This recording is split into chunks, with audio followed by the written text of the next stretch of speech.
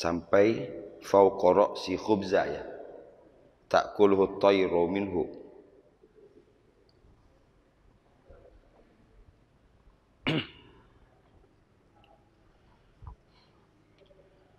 Bismillahirrahmanirrahim. Assalamualaikum warahmatullahi wabarakatuh. Innal hamdalillah nahmaduhu wa nasta'inuhu wa nastaghfiruh wa na'udzu billahi min syururi anfusina wa min sayyiati a'malina. May yahdihillahu fala mudhillalah wa may yudlil fala hadiyalah. Asyhadu an la ilaha illallah wa asyhadu anna Muhammadan abduhu wa rasuluhu la nabiyya ba'da. Qala Allah Ta'ala fil Qur'anil Karim, a'udzu billahi minasyaitonir rajim. Falaula fadlullahi 'alaikum wa rahmatuhu lakuntum minal khasirin. Wa qala aidan wa laqad yassarnal Qur'ana lidzikri fahal mim muddakir. Qala Rasulullah sallallahu alaihi wasallam, man qara'al Qur'an summa da'a ammana ala du'aihi arba'atu alaf mim malak. Hadis yang diriwayatkan oleh Ad-Darimi, siapa yang membaca Al-Quran kemudian dia berdoa, dalam keterangannya itu berdoa membaca Quran khatam, membaca Quran khatam. Summa da'a, kemudian dia berdoa, ammana ala du'aihi, mengaminkan atas doanya, arba'atu alafim mim malak. Siapa yang mengaminkan? 4.000 malaikat. Saya ulang. Man qara'al Qur'an, siapa yang membaca Al-Qur'an, summa da'a, kemudian dia berdoa, ammana ala du'aihi, mengaminkan atas doanya, arba'atu alaf, 4.000 mim malak, dari atau kalau kita sederhanakan begini, siapa yang membaca Quran kemudian dia berdoa, maka 4.000 malaikat mengaminkan doanya. Yang mengaminkan ini bukan manusia tapi malaikat. Kalau kita betul-betul meyakini hadis ini dan 4.000 malaikat itu menjadi isyarat bahwa doa kita akan diijabah oleh Allah Subhanahu wa taala, maka saya yakin bagi kita yang mempunyai hajat, maka yang harus kita lakukan adalah baca Quran. Kemudian berdoa. Kalau saya sebutkan bagi kita yang punya hajat, saya rasa tidak ada yang nggak punya hajat, kan? Hajat terbesar kita adalah atina fid dunya hasanah wa fil akhirati hasanah wa qina adzabannar. Di bawah itu ada lagi Allahumma khtim ajalana bi husnil khotimah. Itu hajat kita. Itu sebabnya kita kalau berdoa, hajatuna ilaika katsir. Hajatuna ilaika katsir. Kebutuhan kami, keperluan kami kepadamu sangat banyak. Ya? Kebutuhan kami, keperluan kami kepadamu sangat banyak. Sangat banyak ini menggambarkan bahwa kita tidak mampu untuk merinci. Saking banyaknya, kita cukup deskripsikan dengan hajatuna ilaika katsir. Kebutuhan kami, keperluan kami, kepentingan kami kepadamu sangat. Kalau doa itu kemudian sukses menggiring pikiran dan hati kita sampai berbuah kepada kesadaran bahwa kebutuhan kita kepada Allah sangat banyak, maka nanti akan turun ke bawah melihat yang saya lakukan untuk Allah sudah seberapa banyak. Kan gitu? Kalau inilah yang paling mahal dalam doa itu sebenarnya. Hanya saja hari ini terjadi penggerusan nilai, doa itu sangat disederhanakan, dan hari ini hampir tidak punya bobot apa-apa. Doa hanya seakan-akan menjadi sesuatu yang kalau dibaca selesai kemudian diaminkan, shadaqallahul azim, amin. Doa hanya difahami yang bagus itu kalau yang kita minta dikabulkan oleh Allah. Seakan-akan nanti Allah cuma memenuhi kebutuhan kita. Kita minta A dikasih A, kita minta B dikasih B. Padahal yang paling terbesar dari doa itu adalah melahirkan kesadaran. Itu yang paling terbesar. Ya. Jadi kalau kita tadi dengan sadar mengucapkan hajatuna ilaika katsir, kebutuhan kami, keperluan kami kepadamu sangat banyak. Kalau kesadaran ini dengan betul-betul kesadaran, maka akan turun ke bawah melihat diri kita sendiri. Sementara yang kami lakukan masih sedih. Kalau itu sudah sukses, maka muncul di tengah-tengahnya nanti nama satu sifat al-haya. Apa arti al-haya? Malu. Malu kita kepada Allah. Yang kita minta banyak, yang kita lakukan sedih. Begitu minta bersemangat, begitu beribadah, ogah oh.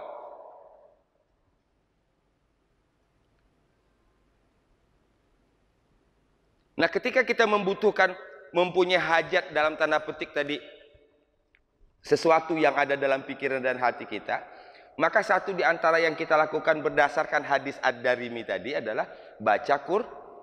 Setelah baca Quran kemudian berdoa, 4.000 malaikat ikut mengaminkan doa kita. Sekarang saya bawa dulu sebelum kita masuk ke surat ini, karena tadabbur ini yang paling penting bukan apa surat yang kita bahas. Yang paling penting itu bukan apa faham atau tidak yang kita bahas. Yang paling penting adalah frame-nya dulu, ininya dulu nih. Karena kalau cuma seminggu sekali, apalagi minggu kemarin kita libur, saya libur, bisa jadi minggu depan sebelumnya, 2 minggu sebelumnya Bu Yaya libur, udah 3 kali libur itu, udah hilang itu kan? Kan gitu? Jadi kalau mengharapkan ini sebagai sesuatu yang sifatnya mengisi, tidak optimal. Ini membentuk frame of thinking kita kepada Al-Qur'an. Itu kecilnya di situ. Luasnya nanti membentuk frame of thinking kita tentang karena bicara Quran, bicara Islam tidak mungkin keluar dari bicara Islam. 6 hari perjalanan dakwah saya pulang dengan lega. Ya, ibarat punya hajat besar saya sudah terkabulkan semua. Walau saya harus sedikit masuk angin, kedua ditambah dengan suara saya tidak keluar. Ya karena memang diforsir. 6 hari 13 tempat. Puncaknya di hari Jumat itu dari jam 7:30 sampai jam 10:30 malam, 5 tempat. Berjauhan, dikejar-kejar waktu. Ya. Satu di antara yang membuat saya puas adalah bahwa di kampung saya ada kelompok. Kelompok ini menyebut dirinya sebagai tarekat.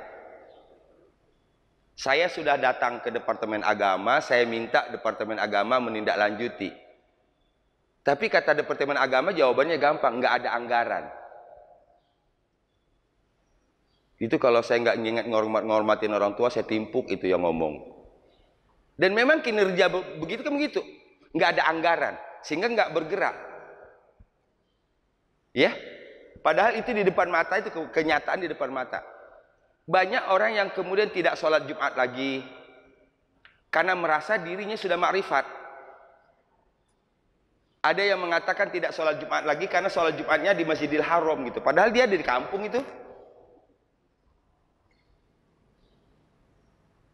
Saya tantangin, saya pengen ketemu sama gurunya, nggak pernah punya kesempatan itu. Selalu saja ada kendala. Nah kemarin tidak bertemu dengan gurunya, tapi saya merasa lega. Di sarangnya saya dengan bebas berbicara. Pulangnya saya berharap mau sampai subuh saya jalani ini hari ini. Saya berharap mereka ada yang tunjuk tangan, ada yang protes, ada yang bertanya. Itu yang saya harapkan, tapi nggak ada. Puncak dari amarah saya adalah jangan menyebut makrifat kalau tidak baca Quran. Karena makrifat artinya mengenal. Quran ini adalah sarana yang diturunkan oleh Allah Subhanahu wa taala agar kita manusia ini bisa mengenal Allah. Jadi kalau namanya makrifat itu dari mana belajarnya? Dari Quran. Ma'rifatullah, ma'rifatul rasul, ma'rifatud din, ma'rifatun nafs. Mengenal Allah, mengenal Rasul, mengenal agama, mengenal diri. Ada di sini. Ini baca Quran tidak, tapi menyebut sudah makrifat. Siapa yang enggak? Dari jam 8 sampai jam 10, 2 jam saya ceramah. Full, ngegas dari awal sampai akhir. Karena saya sudah tahu medannya di situ seperti itu. Ya. Saya berharap pulang ada yang nanya gitu. Atau ada yang manggil saya diskusi dulu, saya jabanin sampai subuh, saya jabanin, udah ada saya niatin kok. Nggak ada. Apa karena mereka tidak mau? Apa karena mereka tersadarkan? Saya hanya berdoa pulang, ya. Mudah-mudahan mereka tersadarkan. Karena itu orang-orang yang saya tahu sendiri di kampung halaman saya, dan itu masih banyak yang berhubungan dengan saudara, keluarga. Kan kalau di kampung Bu, satu kampung itu rata-rata kan paling cuma 2 keturunan itu asal usulnya. Cuman kebetulan sekarang kampung saya itu menjadi pusat kabupaten, itu jumlah penduduknya 12.000. Padat kan? 12.000 sudah jumlah penduduknya. Ibu jangan heran kalau di Jakarta ibu tidak terlalu banyak ngelihat kafe, tempat nongkrong. Kalau di sana per 100 meter, per 500 meter, di sana ada kafe. Orang ngaji sekarang nggak di masjid, nggak di surau lagi. Trennya itu ngaji di kafe. Habis ngaji, minum-minum, habis itu karaoke.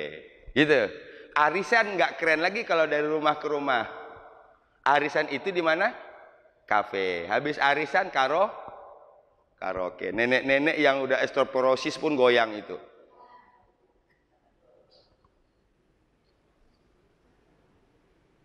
Saya tidak mengatakan itu salah, tapi the right man on the right job, the right man on the right place. Itu aja kesimpulannya. Mungkin udah masa lalu lah ya. Tapi kalau sudah nenek-nenek itu kayak kurang enak aja dipandang itu aja. Tambah lagi judulnya pengajian ya. Mudah-mudahan apa yang saya lakukan selama 6 hari 13 tempat mudah-mudahan membuahkan hasil. Ya. Baik, Ibu sekalian yang dirahmati Allah Subhanahu wa taala. Kita buka dengan basmalah. Bismillahirrahmanirrahim. Kita balik ke cerita Yusuf. Terakhir cerita kita tentang Nabi Yusuf alaihissalam adalah tanpa proses pengadilan. Kan itu kesimpulannya? Tanpa diadili, tanpa disidang, Yusuf dimasukkan ke dalam penjara. Wadakhala ma'ahu, dan masuk bersama Yusuf itu fatayan. Masih ingat fatayan artinya? 2 orang pemuda. Konon 2 orang pemuda ini adalah pelayan-pelayan kerajaan. Nah kita juga tidak tahu nih, mengapa 2 orang ini juga masuk penjara. Apa ini kebijakan dari raja untuk menemani Yusuf? Ataukah 2 orang ini masuk juga karena bersalah, seperti bersalahnya Nabi Yusuf dalam tanda petik? Wallahu a'lam. Ya, wallahu a'lam. Tapi yang jelas Allah menyebutkan wadakhala ma'ahu as-sijnu, dia masuk bersamanya ke dalam penjara fatayan, 2 orang pemuda. Begitu sampai di penjara, salah seorang mereka berkata kepada Yusuf, "Inni aro, sesungguhnya aku melihat, sesungguhnya aku bermimpi, aksiru khamra." Ya, Aksiru kita sudah bahas, memeras anggur. Ya, memeras anggur. Itu yang pertama. Yang kedua, mimpi lagi bahwa dia melihat, dia bermimpi, dia membawa khubuz. Apa khubuz kemarin? Roti. Fauqa ra'sihi, di atas kepalanya, kemudian roti yang di atas kepalanya itu ta'kulu minhu thair. Burung memakan roti yang dibawanya. Sampai situ ya. Itu mimpi. Apa pertama mimpinya tadi? Memeras anggur. Aksiru khamra. Aksiru khamra. Yang kedua, membawa roti di atas kepala. Roti itu dimakan burung. Sampai situ paham? Itu mimpi dari dua orang yang masuk dalam penjara bersama Nabi Yusuf. Oke. Sekarang terusan. Nabi'na bita'wilih.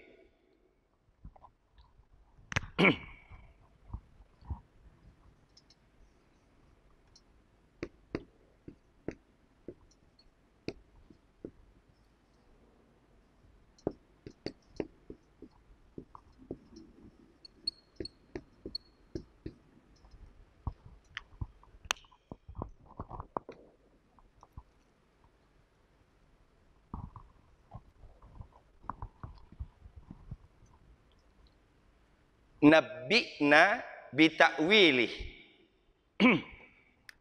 Sekarang kita bahas ini. Nabi. Ini asal katanya nabba'a.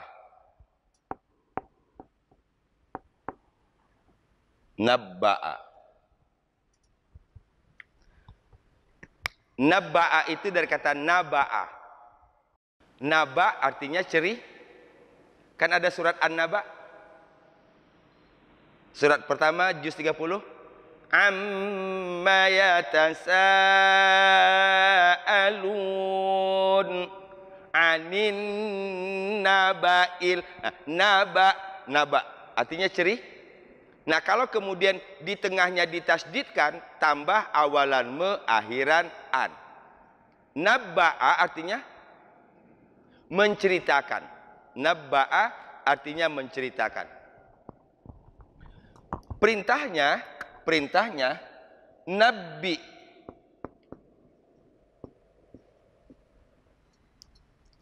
Berarti ketika nabi jadinya apa? Nabba'a, dia telah menceritakan. Kalau kemudian dari sini diubah menjadi gini, nabi perintahnya ceritakanlah.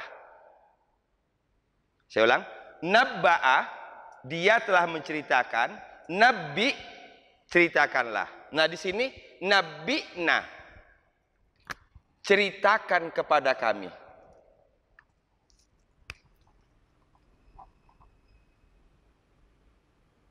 Oke, kita pahami dulu. Yang minta diceritakan ini siapa? Pemuda tadi, ya, kepada Yusuf. Setelah menjelaskan mimpinya, yang satu melihat memeras anggur, yang satu, yang kedua membawa roti dimakan burung. Kemudian nabi'na, ceritakan kepada kami. Bita'wilih, terhadap takwilnya. Jadi kalau bahasa kitanya bita'wilih, terhadap takwilnya. Nah, takwil itu secara sederhana oleh orang kita diartikan dengan tafsir. Maka muncul ada buku namanya tafsir mimpi. Mimpi tidak bisa ditafsirkan. Yang boleh dalam Islam adalah takwil.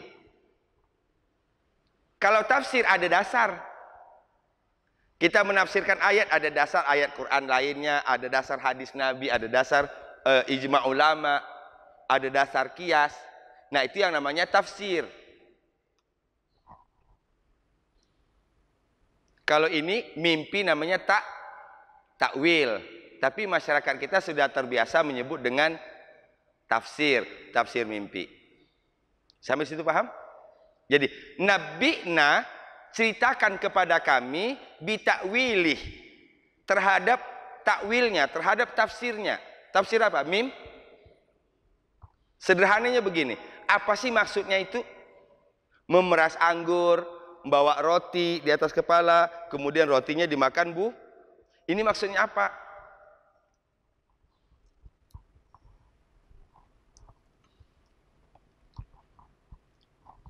Kalau saya tidak salah, saya sudah sebutkan bahwa dalam Islam mimpi itu ada.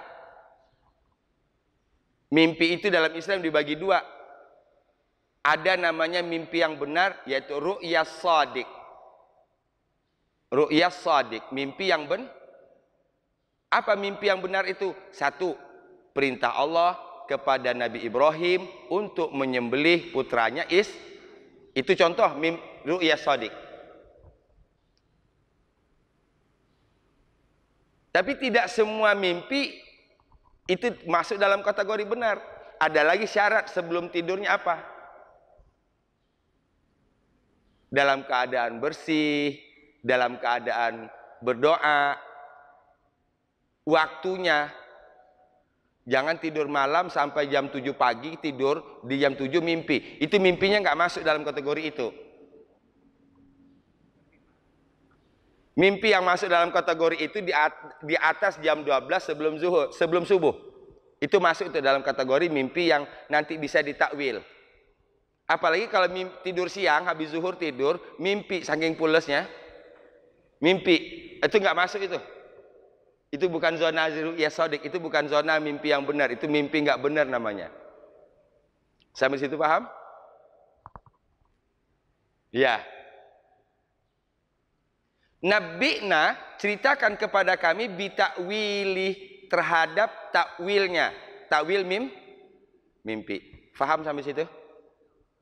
Sedikit, tapi saya berharap kita paham. Ya. Nabi'na bitakwili. Nabi'na bitakwili. Ya, nabi'na bitakwili. Lagi, nabi'na bitakwili. 1, 2, 3.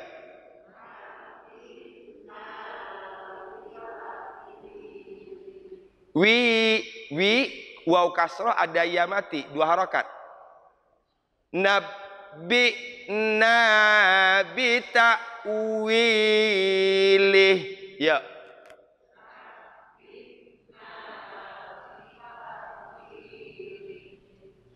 Ceritakan kepada kami apa takwilnya. Nabi'na bitakwili. Ya.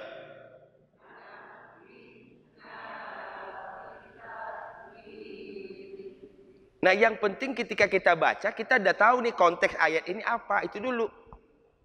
Sehingga ayat yang kita baca itu mampu membawa kita berjalan.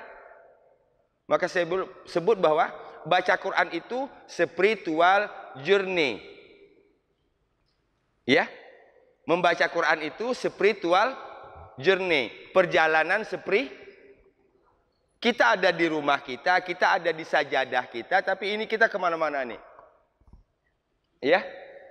Saat baca ayat ini, seakan-akan kita menyaksikan Yusuf dan 2 orang pemuda tadi sedang ada di seakan-akan kita ngeliatin itu orang lagi ngobrol. Yusuf dengan 2 orang tadi nanya, gitu. Bisa nggak kita menghadirkan itu? Nah, itu baru dapat tadabbur nanti. Kalau Quran belum bisa menggeser kita, ini masih di sini saja, gitu. Kita baca Quran tapi pikiran kita tidak ikut kepada ayat yang dibaca, belum, tadabbur nggak akan dapat. Jadi baca Quran itu menggeser ini dan ini kita mengikuti ayat yang kita baca. Kalau pikiran dan hati kita sudah asik dengan ayat, niscaya setan nggak akan masuk. Maka pertanyaannya, Pak Ustadz, kalau saya sholat lupa rakaat, saya juga bingung itu jawabnya, kok bisa? Pak Ustadz, saya lagi sholat, tiba-tiba lupa tadi udah ruku apa belum, saya juga bingung. Harusnya itu tidak terjadi. Kalau baca Qur'annya tadi, dalam sholat tadi, Qur'an itu berhasil membawa pikiran dan hati. Jadi orang yang sholat baca Quran dan seperti itu orang yang terus pergi kemana-mana walaupun dia tidak sedang bepergian. Itu enggak? Ini kerennya. Sehingga bagi mereka enggak akan iri tuh ngeliat orang lagi halan-halan. Ya, lu cuma nyampe ke puncak, lu cuma nyampe ke Bali halan-halannya. Iya? Kita udah nyampe ribuan tahun yang lalu di zaman Nabi Yusuf, barusan saja pulang. Gitu. Melalui apa? Melalui ayat ini kita. Ketika ayat bertemu dengan surga, kita ngerasain, ya Allah, Masya Allah, nikmat banget. Mudah-mudahan ya Allah kami berada di sini. Begitu bertemu dengan ayat tentang neraka, gerah, haradang, kok kita nggak betah berlama-lama. Sudahkah kita baca Quran seperti itu?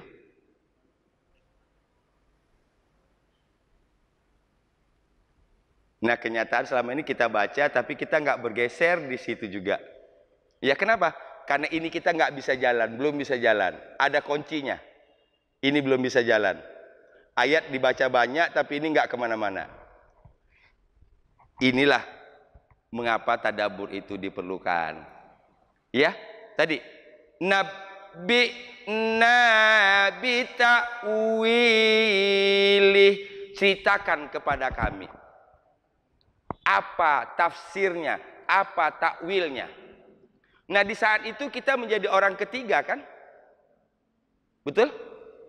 Orang pertama adalah dua orang pemuda tadi, orang keduanya adalah Nabi Yusuf. Kita yang menyaksikan pembicaraan itu jadi orang ketiga. Ini ada orang lagi ngobrol di pojokan. Kita dengar persis obrolannya. Kita dengerin aja. Seperti itu. Ya? Hafal? Ceritakan kepada kami terhadap takwilnya. Nabi ta'wilih. 1, 2, 3.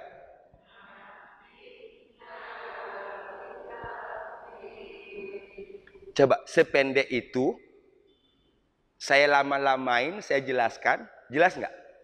Rasain, kalau sudah jelas rasain, hayati itu.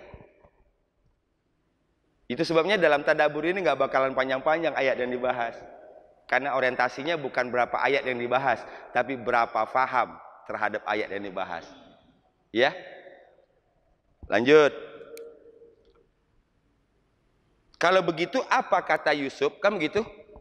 Bagaimana jawaban Yusuf ketika tadi Yusuf diminta oleh dua orang pemuda ini untuk menjelaskan apa tafsir mimpinya?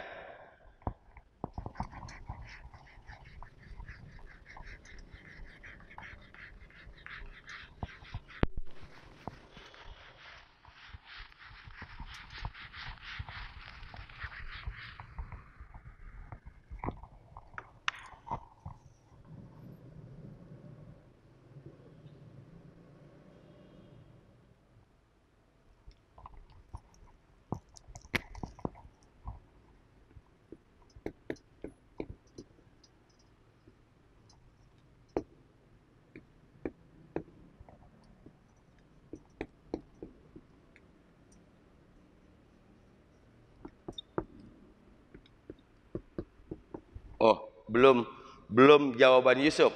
Belum jawaban Yusuf ya, belum. Tapi ini menarik lagi untuk jadi bahan pelajaran.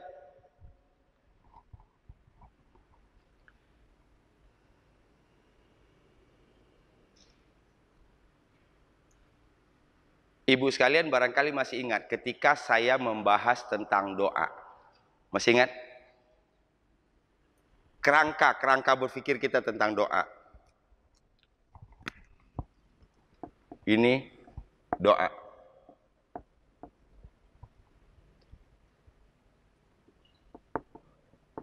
siapa yang meminta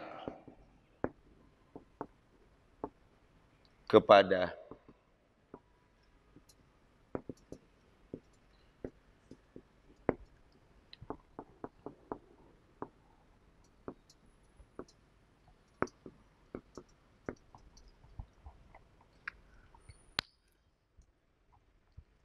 bisa dibaca doa saya sederhanakan ini kalau dibuat dalam bahasa kita doa itu artinya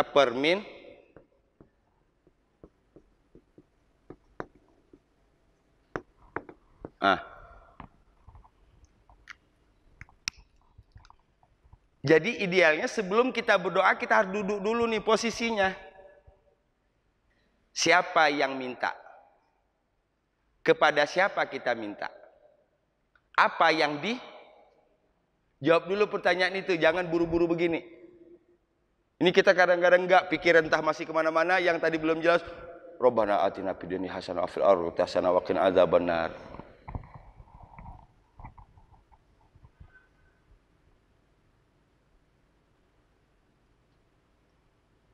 Dalam kacamata saya, kesalahan kita, kebanyakan umat Islam ini, kita sudah melakukan banyak hal, tapi kita tidak tahu konsepnya.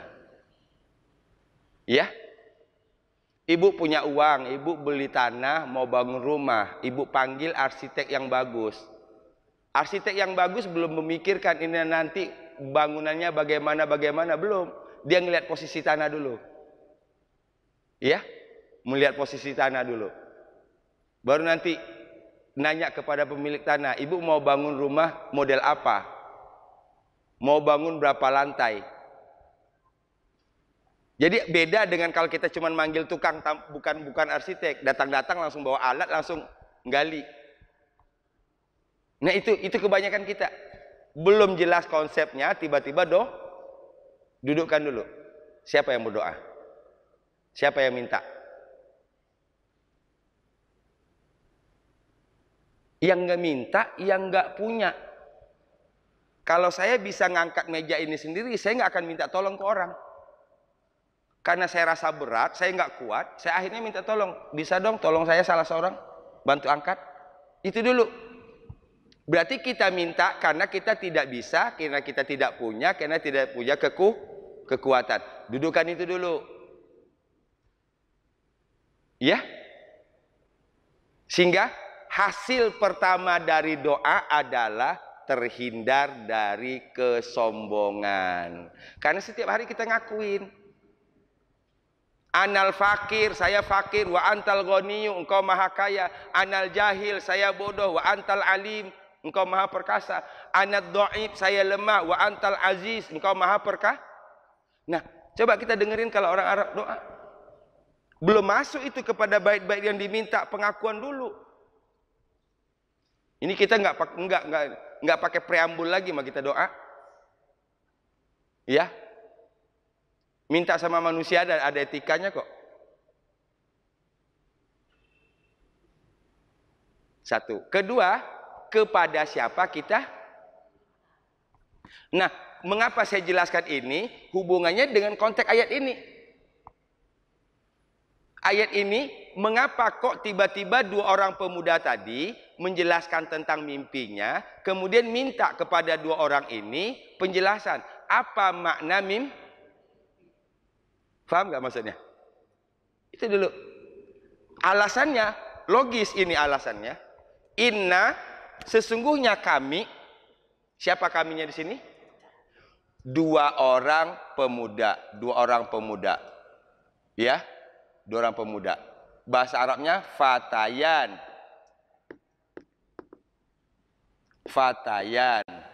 Dua orang pemuda. Inna sesungguhnya kami, naroka, kami memandang engkau, kami melihat engkau, kami menilai engkau. Siapa engkaunya? Yusuf.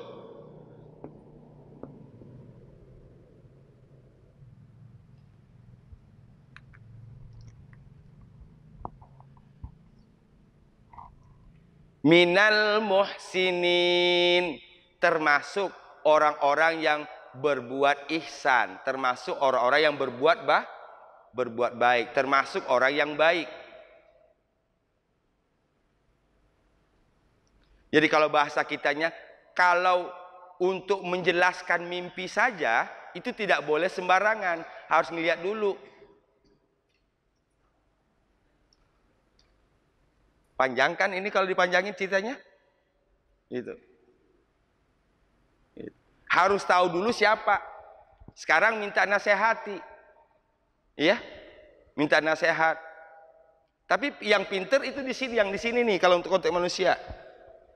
Ini.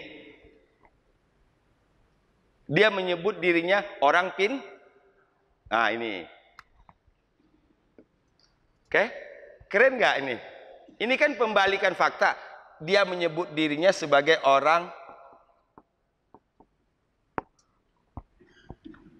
Tadinya ini lebih dikenal dengan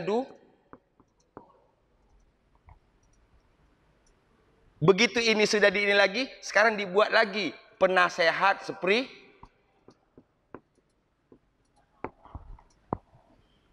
Ini kan pengalihan bahasa ini agak laku. Mereka terus berubah. Nah, kita di sininya nggak berubah-berubah. Ada orang tampil ngaku dia ketemu dengan Nabi Ibrahim, ketemu dengan Nabi Sulaiman. Udah langsung terangkat hari itu namanya. Udah banyak orang bawa air. Aduh, bangsa kita ini mah kacau. Iya? Orang berani ngaku begitu karena mimpi nggak bisa dibuktikan kan? Kadang-kadang kepikiran juga saya pengen buat begitu, pengen ketemu dengan Nabi Khidir gitu, ya, biar orang berduyun-duyun bawa air ke rumah saya. Mumpung musim kemarau. Ya Allah, kumaha iya. Maka ada lelucon-lelucon itu di TikTok itu ada leluconnya. Ya, begitu yang datang ke Nabi tadi, Nabi yang mengaku tadi, ya, kemudian nabinya dikasih minum Pocari Sweat. Masa Nabi minum Pocari Sweat? Kayak gitu bahasanya.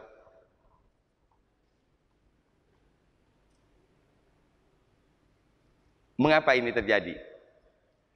Karena agama kita tidak berangkat dari konsep.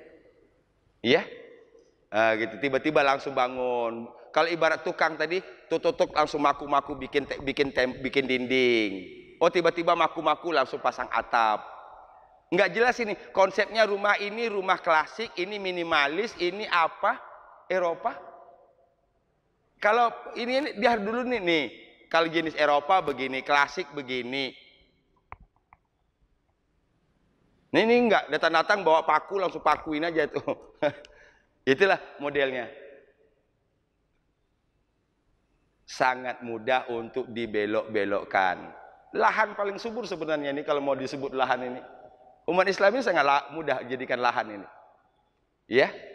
Mengapa? Karena pola pembelajaran kita selama ini tidak berangkat dari seperti itu. Ada orang ngajarin doa, entah dari mana sumber-sumber doanya, udah langsung jadi 1-2 orang akhirnya tersebutlah bahwa dia seorang ustadz. Lama-kelamaan tambah banyak pengikutnya, tambah tinggilah, berubah jadi ustadz, jadi kiai. Gitu. Nah, kalau dari ustadz berubah sama kiai tinggal gubah baju aja, Bu. Kalau ustadz bajunya begini, kalau kiai pakai jubah. Kita minta kepada ilmunya atau kepada bajunya. Maka yang paling gampang sekarang ini adalah ganti baju. Ya. Bu Yaya bisa jadi ustazah, tinggal ganti ini aja. Ganti yang agak mahalan dikit, yang agak 1,5 juta gitu. Tasnya ganti 2 juta, orang dapat dicium tangan nanti. Kok jadinya kenapa begitu gitu? Ya. Kita ajarkan kesederhanaan. Mana nyambung? Kita ajarkan hidup sederhana, kita ajarkan tidak boleh berlebih-lebihan. Yang dilihat sendiri berlebih. Bisa dipahami nggak maksud saya? Jadi dua orang pemuda ini tidak kucuk-kucuk langsung. Apa bahasa kucuk-kucuk apa tuh? Tapi ngerti ya maksudnya ya? Saya juga nggak ngerti tuh hakikat kucuk-kucuk itu apa.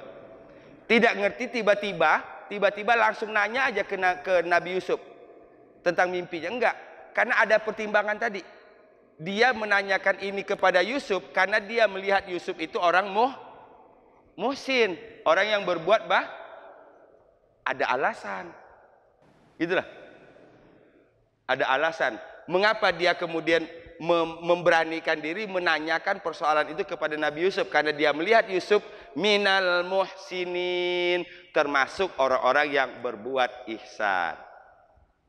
Inna, sesungguhnya kami, naroka, kami melihatmu, minal muhsinin, termasuk orang-orang yang berbuat ihsan, termasuk orang-orang yang ihsan.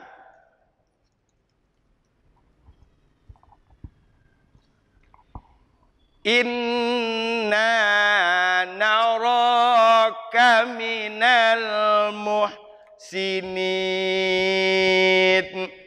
Inna naraka minal muhsinin.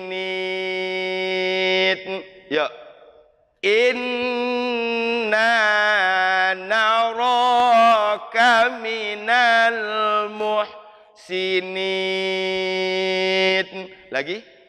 Inna naraka minal muhsinin. 1, 2, 3.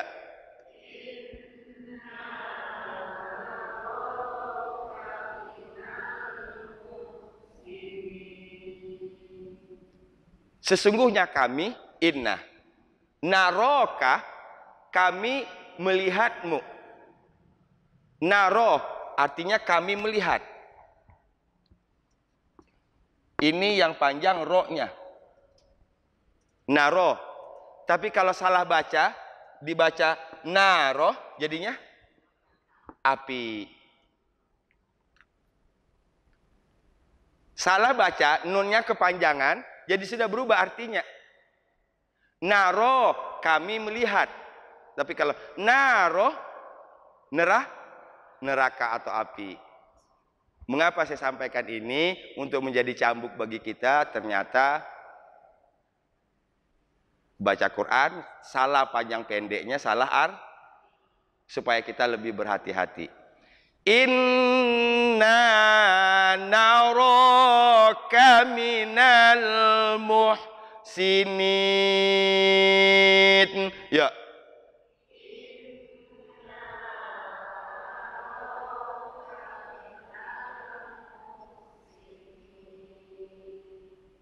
Sesungguhnya kami melihatmu.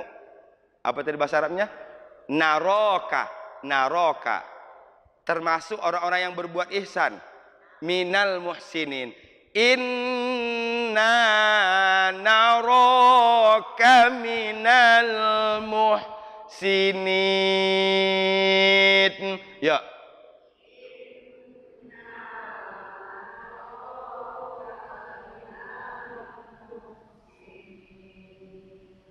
Dari nabi'na bita'wilih inna naraka minal muhsinin. Nabi'na bita'wilih inna naraka minal muhsinin. 1, 2, 3.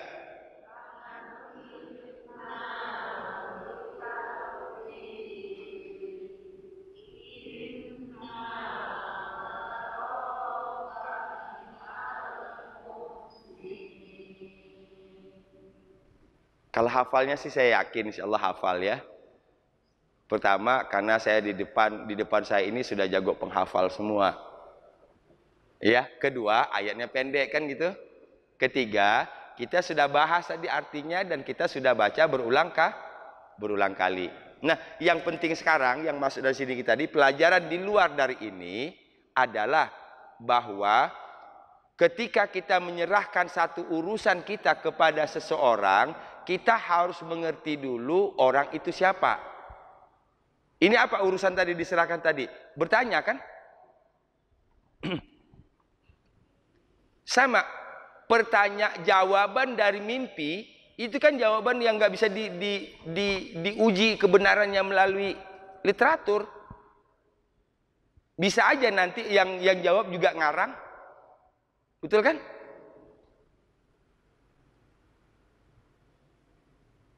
Nah, saya selipkan ini, mudah-mudahan tahun 2024 nanti kita pakai panduan ini. Jangan serahkan urusan kita kepada orang yang kita tidak tahu. Sedikit saya masukin, saya punya kewajiban di situ. Saya lanjut.